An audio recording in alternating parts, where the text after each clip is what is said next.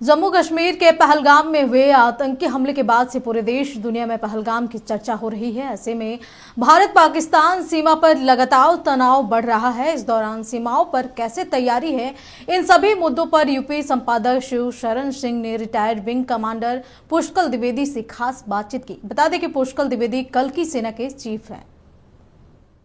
आज भारत और पाकिस्तान, इन दो देशों को लेकर के सारी दुनिया की निगाहें हैं और ये खाली एशिया भर का नहीं, पूरी दुनिया में आज चर्चा अगर है और भारत पाकिस्तान के बीच में ही। और ऐसे समय में हमारे साथ में है विंग कमांडर पुष्कल द्विवेदी, जो कि चीफ हैं कल की सेना के, और आपने 22 वर्ष जो है वायुसेना में काम किया है, बहुत से ऑपरेशन में काम किया है, बहुत से भारत और पाकिस्तान के बॉर्डर सीमा पर इनके बहुत से कार्य हुए हैं।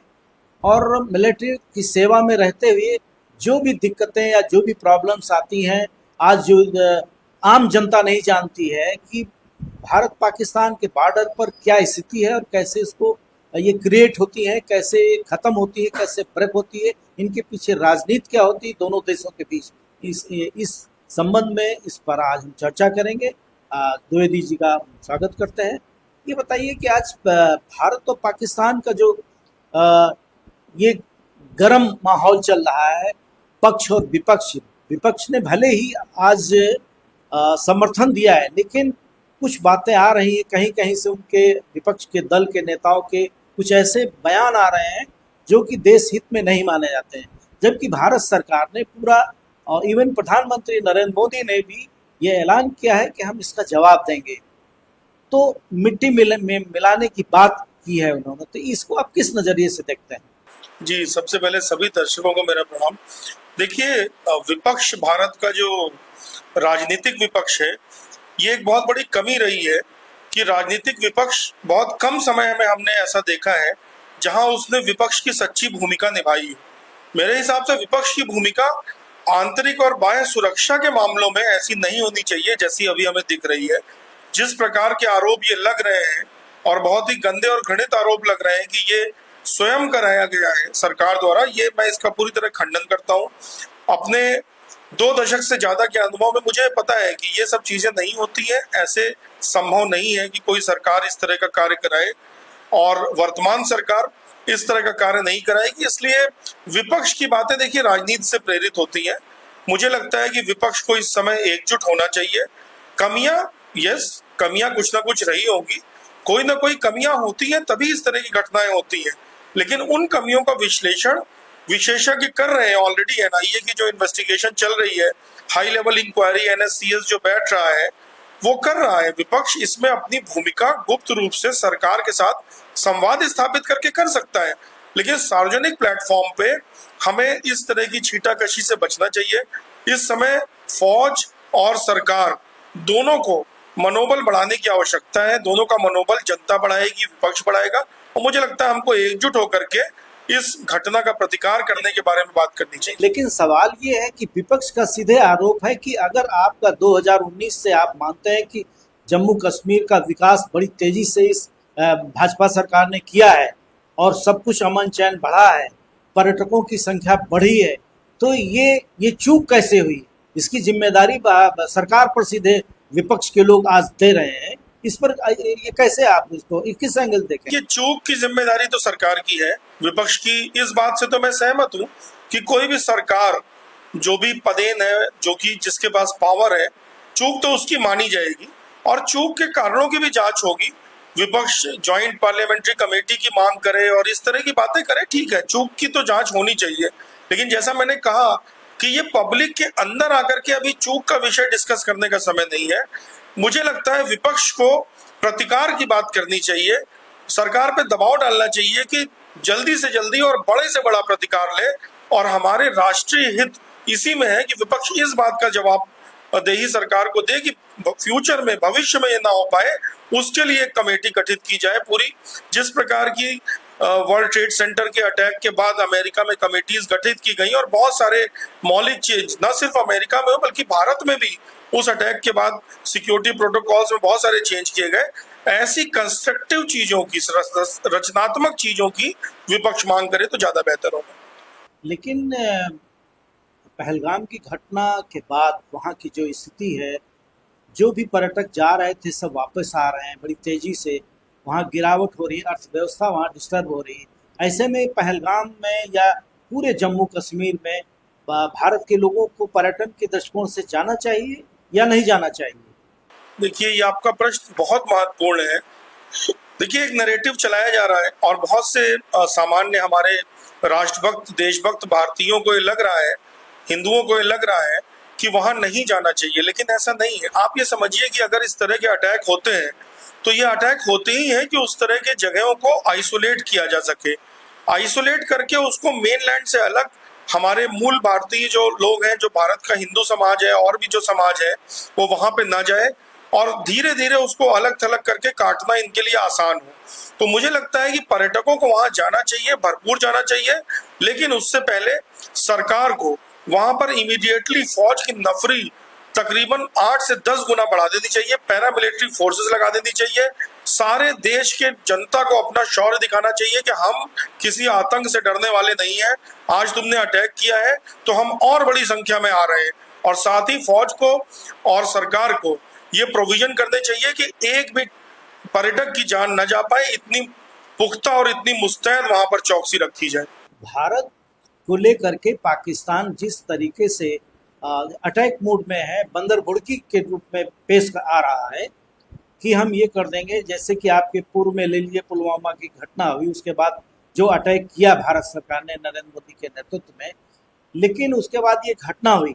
अब ऐसे में जब भारत की आंतरिक व्यवस्था का हम आकलन कर रहे हैं, अब आ जाइए अगर पाकिस्तान की इंटरनल आंतरिक उनकी सुरक्षा कैसी है। बलोच में तो गृह युद्ध छिड़ा हुआ है, ऐसे पूरे पाकिस्तान में आप देखिए डिफरेंट पॉकेट में डिफरेंट आंतरिक युद्ध जैसी स्थिति है। ऐसे में भारत अपने को कैसे देख रहा है, उस पाकिस्तान को किस रूप में उसको काउंटर जवाब दे पाएगा? देखिए, पाकिस्तान में अभी हमने देखा कि पहलगाम के अटैक के बाद से ही बलोचों ने बहुत सारे पाकिस्तानियों को मार दिया है। अब मैंने जैसे पहले भी कहा था कि बदला तो लिया जाएगा, हर तरह से खुले रूप से भी लिया जाएगा और दूसरी तरह से भी लिया जाएगा। तो आप समझ लीजिए कि जैसे शाहीन बाग में अल्लाह बिरयानी दे रहा था, उसी तरह से भगवान बदला ले रहा है पाकिस्तान में बलोचों के माध्यम से पाकिस्तानियों को मार करके।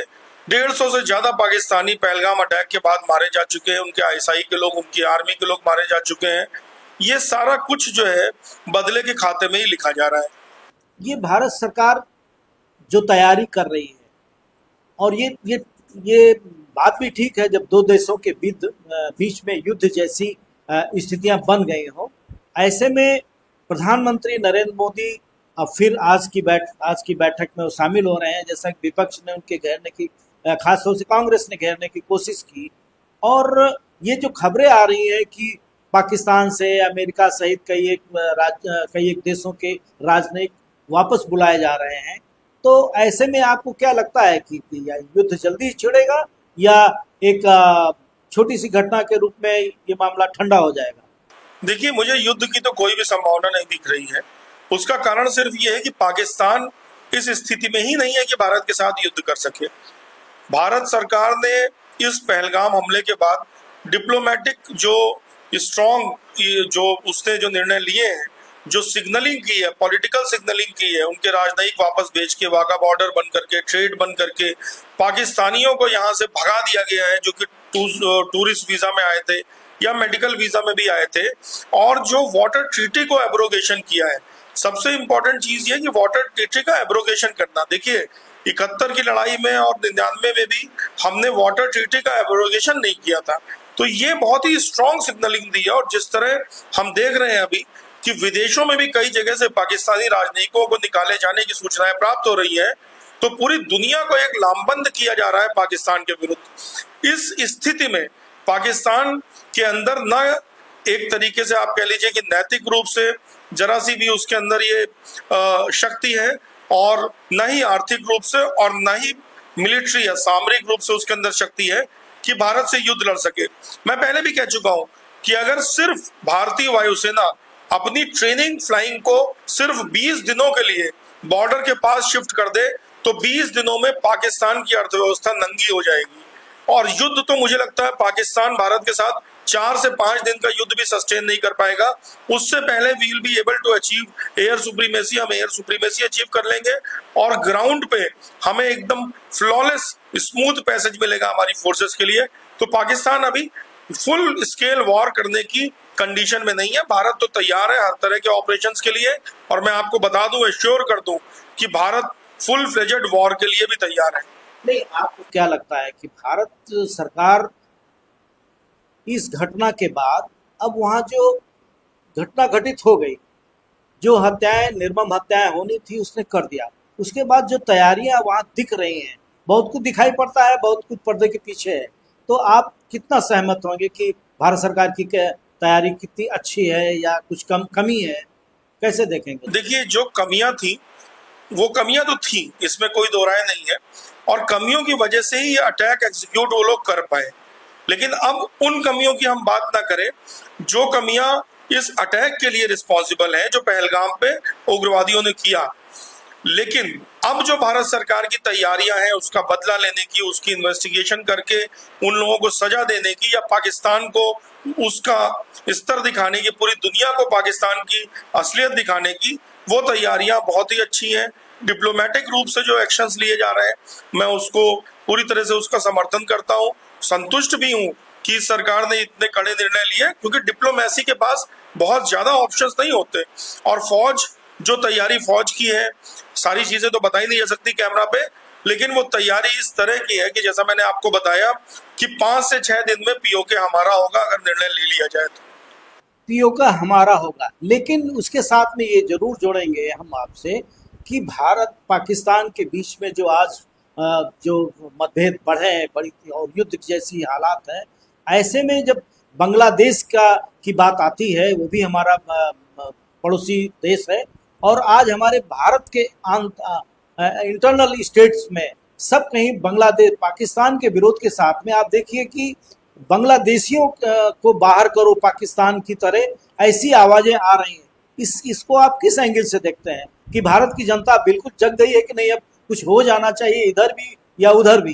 देखिए, ये बहुत अच्छा प्रश्न है आपका, क्योंकि सबसे अधिक चिंता जिस बात की है कि वो तो ये है कि किसी भी इवेंचुअलिटी या लड़ाई में जो भारत पाकिस्तान या चीन के साथ करेगा, तो बॉर्डर तो हमारी सेनाएं देख लेंगी, पैरामिलिट्री फोर्सेस भी second third line of defence देख लेंगे, लेकिन इंटरनल सिक्योरिटी, इंटरनल एग्रेशन कैसे देखा जाएगा, उसके लिए हमारे नागरिकों को सजग रहना होगा, जागरूक रहना होगा और सशक्त बनना होगा, जिसके लिए कल की सेना जैसी कई संस्थाएं हैं जो हम लोग यही काम कर रहे हैं कि जब भी लड़ाई हो, मान लीजिए कि आज भारत पाकिस्तान पे युद्ध करने का निर्णय लेता है, तो इंटरनल एग्रेशन में सिविल पुलिस का, पैरामिलिट्री फोर्सेस का साथ जो भारत के नागरिकों को देना है, उसके लिए हमारा संगठन और इस तरह के जो सरकारी एजेंसीज हैं वो पूरी तरीके से तैयार हैं। और मुझे लगता है जनता भी जागरूक हो गई है, जग गई है।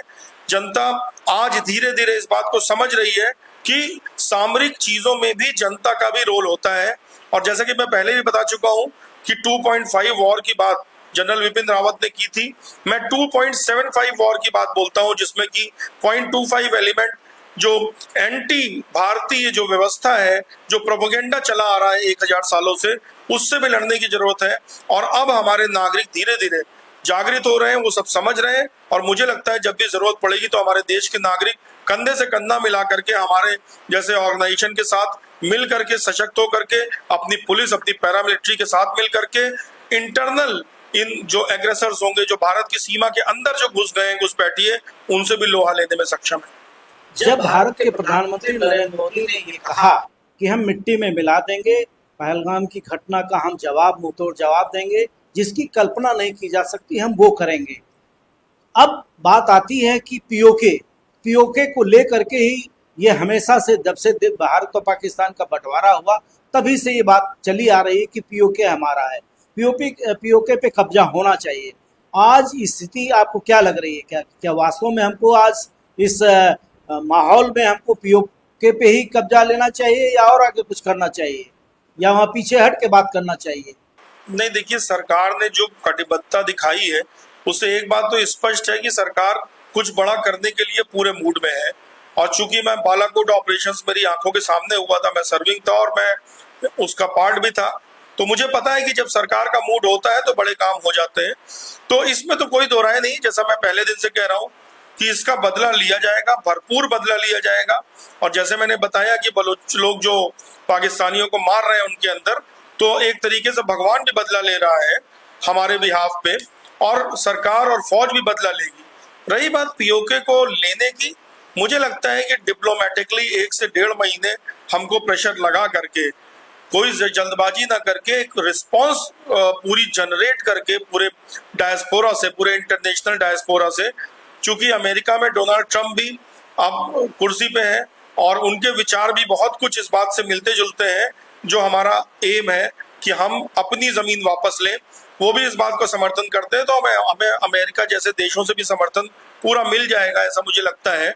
अगर डिप्लोमेसी अच्छे से खेली जाए तो 1 से 1.5 महीने में मुझे लगता है हमें ऑपरेशन शुरू करना चाहिए और पीओके को अपने में मिला लेना चाहिए। देखिए, पीओके के अंदर बहुत ज्यादा लोगों के अंदर बहुत ज्यादा रोष है और वहां पर खाने पीने के लाले पड़े हुए, फाके पड़े हुए हैं। वहां कोई पाकिस्तान के साथ खुशी खुशी नहीं रहना चाहता। पाकिस्तान आर्मी के अत्याचार जो पीओके में हो रहे हैं, उनसे वहां की महिलाएं, बहन बेटियां बहुत परेशान हैं।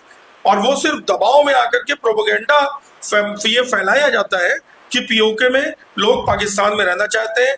हमारे कश्मीर में जो प्रॉस्पेरिटी है, आप किसी से भी बात करके देखिए, हमारा जो कश्मीर है, जैसे श्रीनगर है, यहाँ पर एक सामान्य सा टैक्सी चालक भी, सामान्य सा खच्चर वाला और बक्करवाल भी, वो भी बहुत ज्यादा प्रॉस्पर है, अमीर है, उनके घर अच्छे अच्छे हैं, उनके बच्चे अच्छी जिंदगी जी रहे हैं।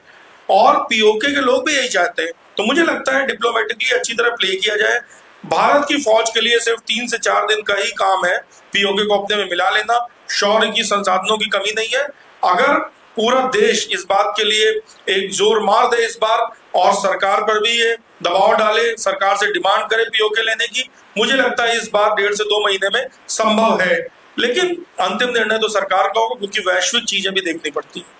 अब आज इन्हीं शब्दों के साथ आज की हमारी इस चर्चा में हमारे विंग कमांडर पुष्कल द्विवेदी जी हमारे बीच में चर्चा किए। आप कल की सेना के चीफ हैं और आपका भारत ही नहीं अन्य देशों में आप अपनी कल की सेना की जो भी कार्यक्रम हैं उनको लेकर के राष्ट्र प्रेम की भावना के साथ आप जुटे हुए हैं। मैं आपका बहुत बहुत आभार प्रकट करता हूं कि आप हमारे नक्षत्र न्यूज़ चैनल के कार्यालय में आए और बातचीत की। धन्यवाद। बहुत बहुत धन्यवाद। जय हिंद, वंदे मातरम।